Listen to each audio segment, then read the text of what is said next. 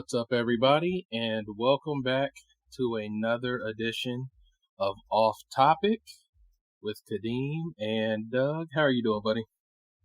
Feeling pretty dark. That is creepy as hell. Like, when you talk through it, it's okay, but when you don't say anything and just like do like you did, don't say anything, just give a thumbs up. Yeah, see, that's fucking weird.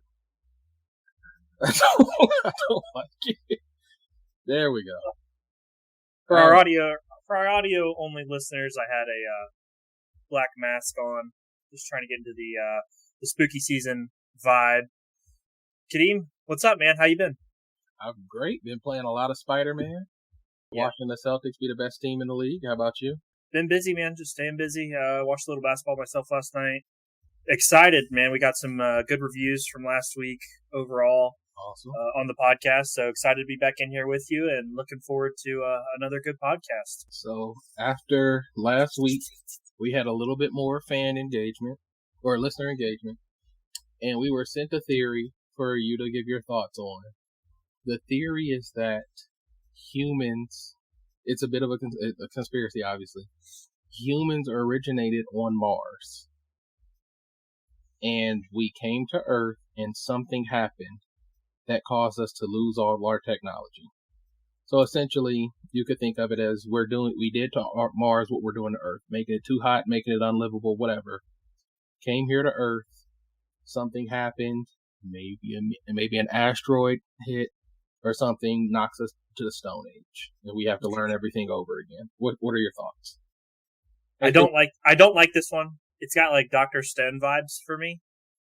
Like, God, I love Dr. Stone. Dr. Stone's great, but it just, I don't know. I just don't love that one because if an asteroid did hit, like, we're losing all life. So life would have to kind of restart probably. If we're like, here's the thing. Unless it's a like shattering asteroid, we're not losing everything. Like, it has to be a planet busting scenario to lose everything. If I'm playing devil's advocate here, most of what we had, I think most stuff that's like concrete and things like that will probably be gone in a few thousand years. Things like steel and stuff will probably erode away in hundreds of thousands of years. I think the stuff I think where we fucked up here is like, we have like plastic, which I think is pretty much here forever. So yeah. If we're assuming that whenever let's just play that this did happen. They came to Earth and they used a lot of natural materials to build, like wood or stuff like that.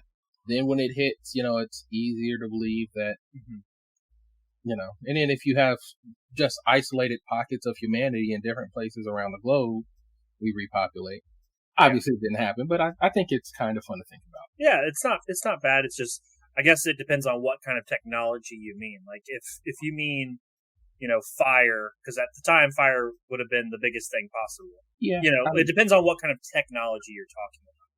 And I guess if we're able to migrate a whole planet of people, like if we had the technology to destroy Mars, we probably would have something that we built here. But that's why I thought it had to be like a planet busting thing for it to really like wipe out everything.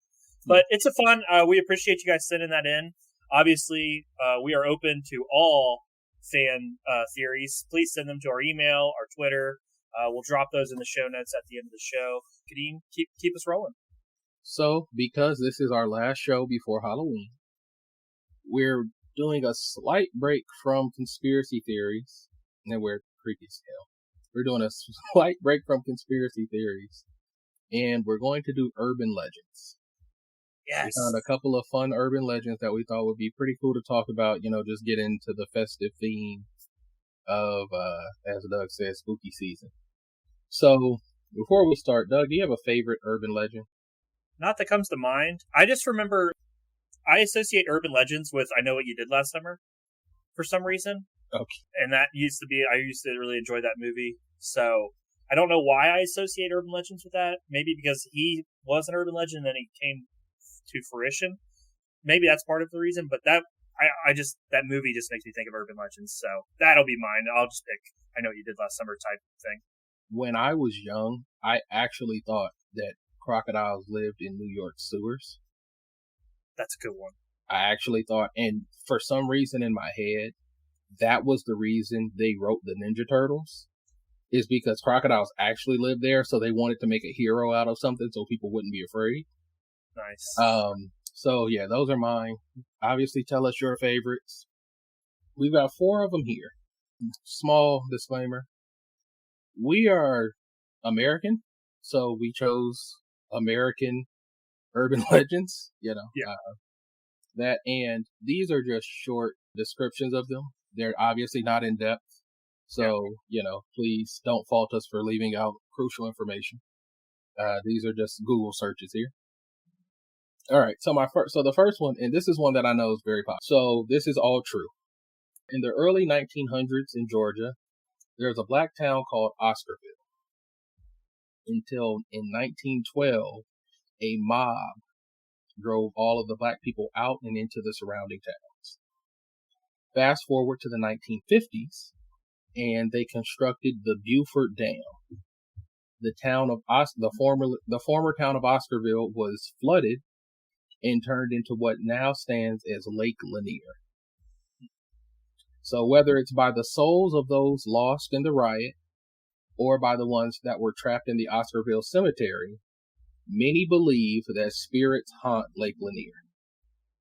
This is due to the incredible number of drownings that happen in Lake Lanier. Just from 1994 to 2023, more than 200 people drowned in that lake. And if you just take your phone and Google Lake Lanier, it legitimately looks like once a month somebody drowns there. People who swim there say that they have felt arms or legs brush against them in the water. And they turn around to see that they're alone. So I want to hear what you think about this before I go. That is absolutely fucking frightening.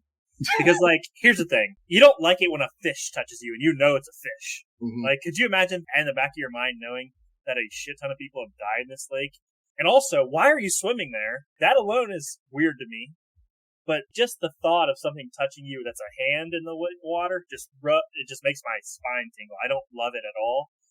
Keep going. Ooh, this is making me. So, I know a few people in Georgia, and whenever, especially those I follow on Twitter, and whenever you see an article of somebody who died in Lake Lanier, they always say, why do people still swim here? Yeah. This is one that I think a lot of people who actually live around it take pretty seriously.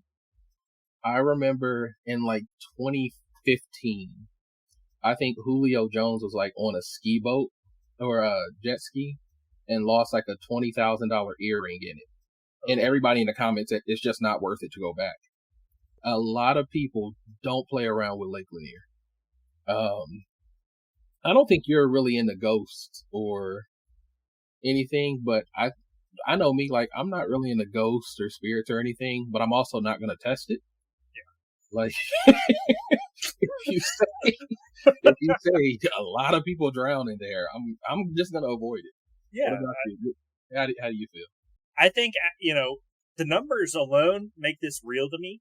200 people in a span of 20 years, give or take. That's more than enough evidence for me this lake is got something going on. It's got to be something. Again, supernatural, it depends on how how your mind works, I think plays a big part into that. Mm-hmm. But yeah, count me out on Lake Lanier. That sounds terrifying. And I think, like I said, when you're in the water, you're in the back of your head, you're thinking, all these people have died here. And I think your mind plays that trick on you that you're being touched or something's happening. It could just be seaweed, but it kind of wraps you the wrong way and you think it's a hand. There's probably realistic reasons why these things happen. Mm-hmm. But when you're in that situation and you're in that water, it's probably really hard to rationalize what's actually happening. Count me out on Lake Lanier. I would never swim there after learning this information. It almost reminds me, did you see the newest Candyman movie?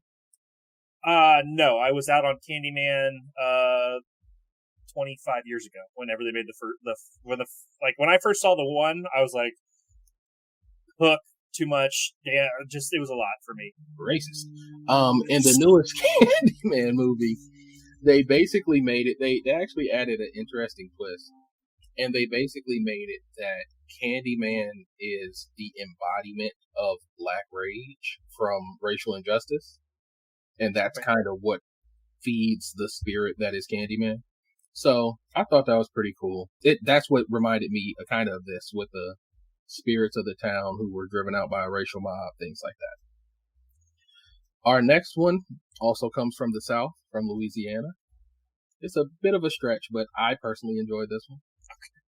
So, some time ago, a group of dwarves and albinos were forced to live in the woods away from society for fear that their genetic differences were caused by the work of the devil. After being segregated from society and inbreeding, they fell victim to cannibalism. Apparently, the legend is that there is a group of albino inbred dwarves called the Grunch, because they live off Grunch Road. Apparently, they feed mostly on goats, but attack people nearby when they can catch them. The legend is that if you are driving on Grunch Road and see what looks like an injured person or an injured goat, do not stop. Their plan is to feign injury, get good Samaritans to help them, and once you stop and help, you are eaten. You are killed and eaten. Jesus. Bit of a reach. This gives me Wrong Turn vibes. That's exactly what I thought of. I thought a Wrong Turn and Hills Have Eyes. I'm sure Hills Have Eyes. God damn it, that movie is the worst. But Wrong Turn, like, I feel like that's probably based something around what this is. Mm-hmm. Except, they might not be dwarfs, but they were kind of albino-ish. Mm-hmm. But yeah, those kind of legends are scary, man. Because, like, you see like a person who's injured on the side of the road, you're like, should I be a good person? And then you're like, well, what if this person kills me? I mean, that aspect of it I find to be possible. Mm-hmm. But the actual dwarves and albinos inbreeding and stuff is a little far-fetched for me. So, interesting, but I'm going to say probably not. I'm going to say probably not now. If you had told me like in the 1940s, before everything was as flushed out as it was, mm-hmm. If you take me back to the earlier 1900s and say, yeah, there's just kind of this backwoods-ass part of Louisiana where, if they catch you, they'll probably eat you. I could get with that. Like you said, the dwarves and albinism, that's kind of weird. But if you told me there was an inbred part of the South where, sorry to our Southern listeners, if you said there was an inbred part of the South that was like, yeah, the law really doesn't come out here. People really don't come out here. If you get lost, you don't get heard from again. I could believe that. I think that's fair. I think that, yeah, the earlier in time that some of these could happen, mm-hmm. the more likely for me to also happen. I think that one's actually very interesting. But yeah, like I said, I'm probably out on it in current times. Okay. Up next, we have the legend of Julia Laguerre. Might be pronouncing that wrong. So this is from South Carolina in the 1800s. There was a 22-year-old Julia Laguerre who died. According to the legend, during this time, they didn't have the same embalming methods and preservations that we have today. So people had to be buried very quickly so they wouldn't start to decompose. Julia was buried the same day that she was pronounced dead in the family mausoleum. Fast forward 15 years later, someone else in the Laguerre family dies, so the mausoleum has to be opened. When it was opened, the family saw Julia's remains on the ground. Turns out she was not dead when they buried her. She was in a coma-like state and then buried alive. Since that discovery, the mausoleum cannot be closed.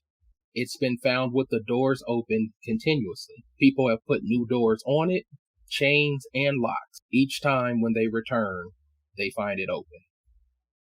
Once, and this was around 60 years ago, they put a door on it that was considered to be unbreakable. And it was found taken completely off the hinges. Now, they just leave the door off of it because there's no point in trying to close it. And it's kind of an attraction where people can just walk into. People who walk in say that some people who walk in say they feel a bit of an uneasy presence and believe it is Julia's ghost or Julia's spirit who keeps the door open as she, suffocated to death, or not suffocated, but, starved to death because she couldn't get out. She never wants to be trapped in there again. Where are we at with that? I don't like that they just let people go in. I like that to keep maybe the mystery a little bit more, because now you never know what people are actually seeing. But I don't hate it. I'm into it. I think it's cool. The fact that they couldn't close the door is very interesting to me. That's the part that I really like. They said the local, because it's right near a church, and I guess the church maintains the ground. They said like the priest or whoever of the church kept ordering that it be sealed, and it wouldn't work. So that's very interesting to me. There's something there. Yeah, I like that one. I like that one a lot, actually. That's probably I like that one the most so far. Really? Yeah, I do like that one. Okay. So our final one is The Legend of Robert Johnson. Have you ever heard this one? I don't think so. Oh, I love this one. If Jordan Peele ever watches this, I hope you turn this into a movie. So, early in the 1930s, Robert Johnson was an aspiring blues musician who, from the legend, had no talent. According to the legend, Robert went to a crossroads and made a deal with the devil, giving his soul in exchange for fame and musical ability. Johnson quickly rose to fame in 1937, but his career ended when he died 7 months later in 1938 at the age of only 27 years old. It is unknown how he died, as even his official death certificate states no official cause. Two of his most famous songs, are called Crossroad Blues and Hellhound on My Trail, which has led people to believe that not only did he make a deal with the devil for fame, but after he quickly rose to fame, the devil came to collect and took his life. Yeah. Okay, I'm into it. I think you give that to John David Washington and Jordan Peele, and they probably make a banger. That's $1 billion. I like that one. I mean, obviously, I'm not religious, so the devil aspect of it is tough for me. But I like the story. I think the story is good. Like the concept of a musician willing to do anything to rise to fame. I think that all feels realistic, but the devil part's probably what keeps it out for me. So, I listened to Crossroad Blues, Hellhound on My Trail. Don't enjoy them. I wouldn't expect you to like 1930s music. I'll tell you, if that's how he sounds with the talent, I cannot imagine how he sounded before. It just doesn't sound great. It just doesn't sound great. As I was reading, I saw one thing. A lot of people said that his music, though was very brief, was kind of influential. Like, he could kind of be considered the first rock star from how quickly he rose and the fact that he toured around the South.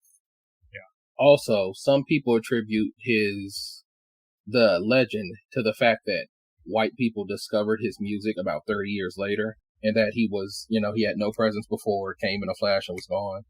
And so they think that's where the legend came from. But I thought this is my favorite one. Okay. Probably don't believe it, but just very much enjoy it. As I said, I hope they make a movie out of this one. I'd love to. Yeah, no, I think this is a fun one. Believability's low, but in terms of story, I really think it's there. I think that's a great story. So yeah, I'm with you. I'm with you on that one for sure. If that's your last one, Khadeem, I want to bring up one that is here in Ohio. I just remembered it. This is one that I learned about when I was a little bit younger, and I kind of forgot about it until you brought this up. Okay. But in Ohio, we have a bridge called Crybaby Bridge. Have you ever heard of it? So the legend is that a baby fell off the bridge, dropped into the water, and drowned. Okay. And when you take your car across the bridge, you're supposed to, if you stop, turn everything off, and you're silent, you can hear a baby crying when you cross the bridge. And I remember going and trying it and things like that. Like, it was very kind of frightening. And then part of that, escalated when there was rumors that there was a cult in that woods, that if you were to go on that road, they would chase you in their own vehicle. Fuck no. No, I mean, people would, all kinds of stories came out from this. Uh-huh. And then stories picked up again in 2010. There was an elderly woman that was found strangled to death and burned at the bridge. My God. Yeah. So the part of the cult was definitely reignited in that sense. But the way I remembered it was that you'd always go and try to hear that the baby crying. Uh-huh. And it was always very, iffy if you actually heard it or not. So how old were you when you went? Let's see. Probably could start driving in 2017. So probably right around 2006, 2007 back then. So 15, 16. So yeah. It's been a long time. How but far is it from here? Let me look. It's in Salem, Ohio. So pretty far away. Spooky name. Like, do you remember? Like, did you have to drive a couple hours? Where you just visited? Yeah, it was a long night. It was a long night drive. I was gonna say, if it's close, we can do it for a certain. No, I don't know why I'd say that. We get a billion listens. I'm not doing. I'm not opposed to doing some things for the show. Here's the thing: the crying part isn't what scares me. It's some just weird ass, following me in a big truck. It is scary. That's crazy. I agree.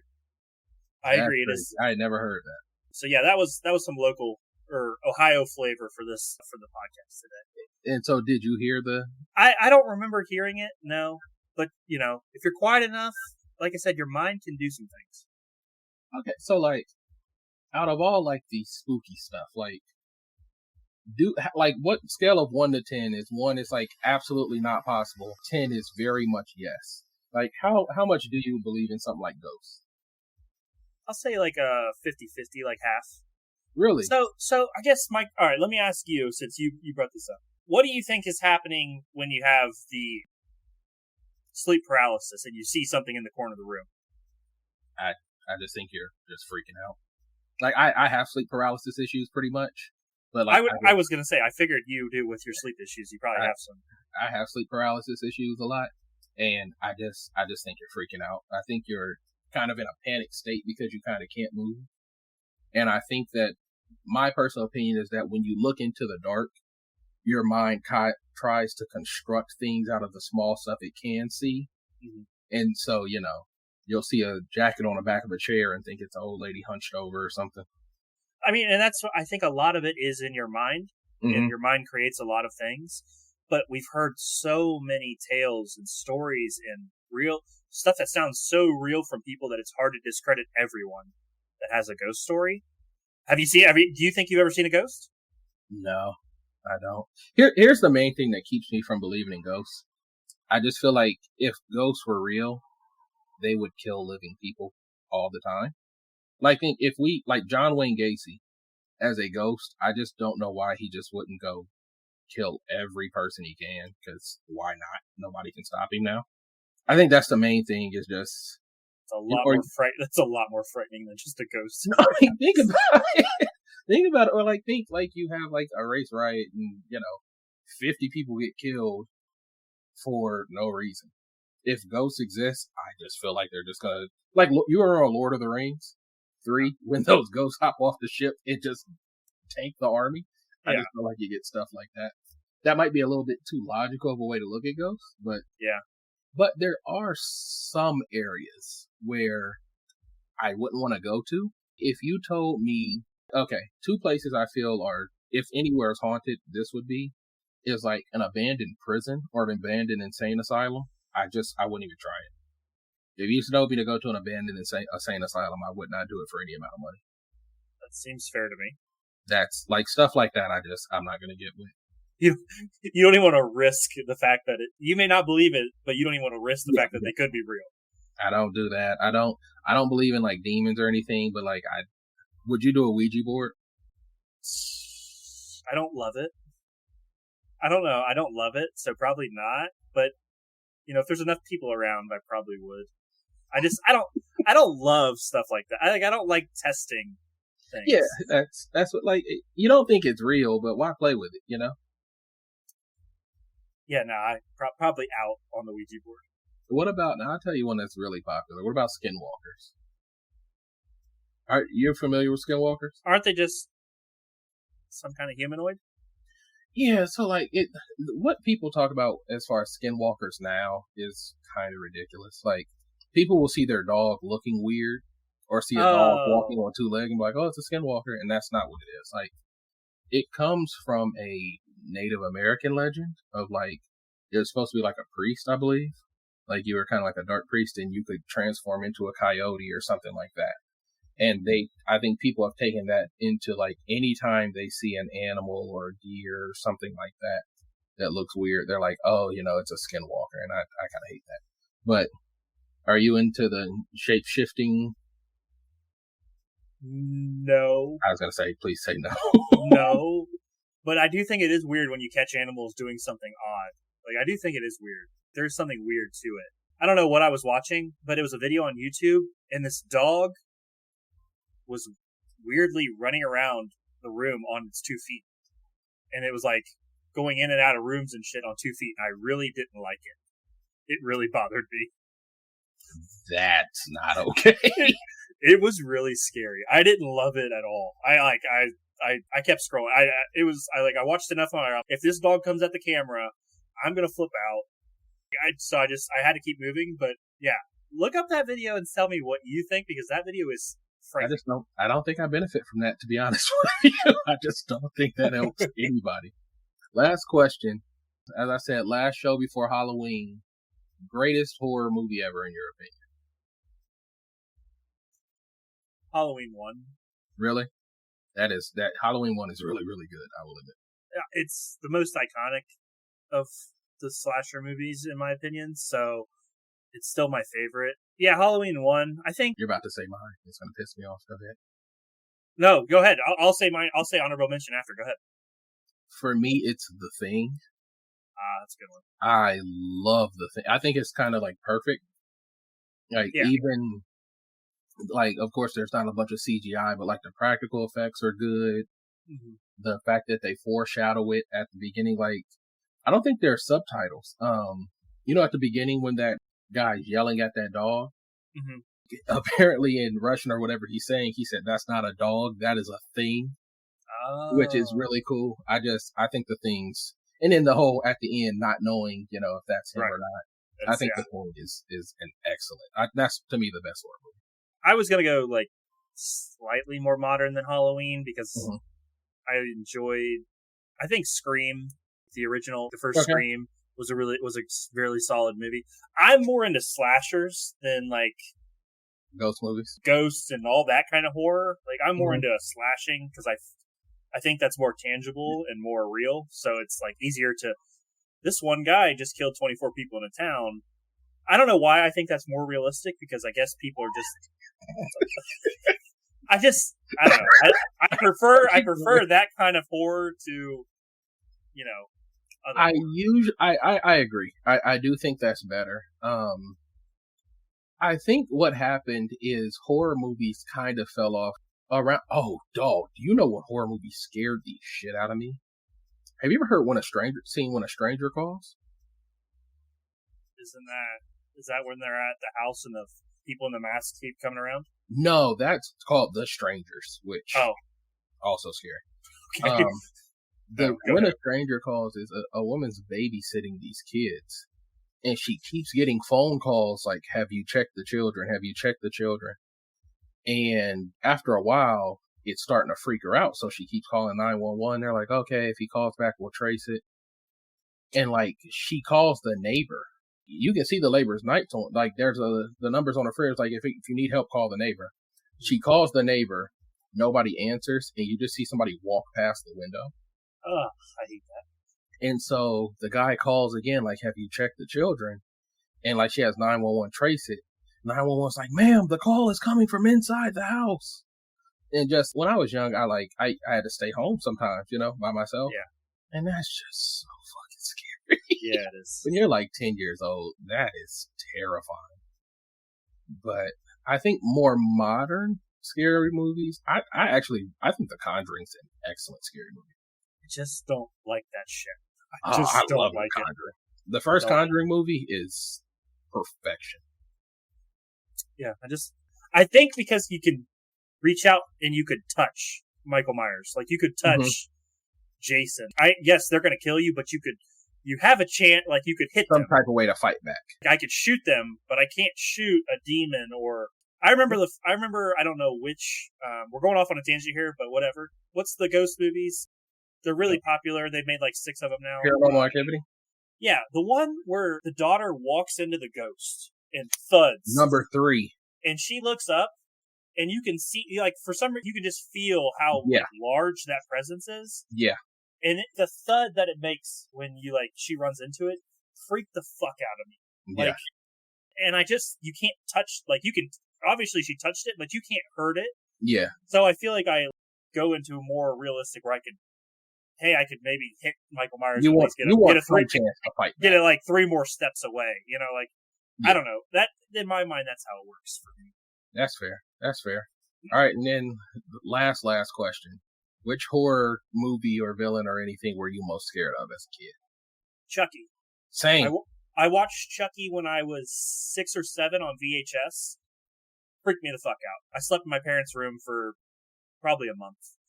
My mom used to collect these big ass collectible dolls. Yeah. And after I saw Chucky, Chucky scared the shit out of me. But then she had them all in one room. And I remember I walked in one day and that was when I learned a doll's eyes follow you. Yeah. And I almost wanted to cry. I ran out, I locked the door, and I was like calling my grandmother, like, I need you to come pick me up. Yeah. No, yeah. Chucky just, really, really frightened me when I was like 6 or 7. Imagine that, like watching something on VHS. It's just crazy now. Question for you though, before we do leave. This is more meant to be fun. If you could lock yourself in a room that's like not got any weapons, would you fight Chucky and just beat the shit out of him? Because he can't hurt you without really. Does he have the knife? No weapons. Oh, no weapons. You just get I'm fucking him up now. Yeah, exactly. Like that was like when I was scared and I couldn't sleep. Mm-hmm. I could always imagine if I fought him with no weapons, I could just stomp on him as much as I wanted. You know, it used to be terrible. I remember, like, people would grab them and, like, throw them in a trash can. Yeah. And, like, they kind of do like this, like, check the blood off their head, and they look, and he's just gone from the trash can. Dog, I had no time for that. Because I just knew nobody would believe me. Yeah. Nobody would believe me. I'm with you.